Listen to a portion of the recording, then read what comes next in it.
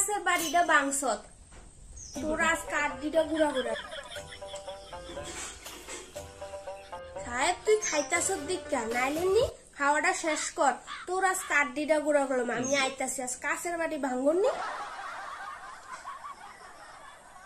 কিরে খাওয়া শেষ হইছি নি অহনো তুই খাইতাছ তাড়াতাড়ি খাওয়াটা তো শেষ হোক তারপরে তোরে বুঝাইতেছি আমার কাছের বাড়ি ভাঙ্গ শেষ হইছি নি অহনো তুই খাইতাছ ঠিক আছে খা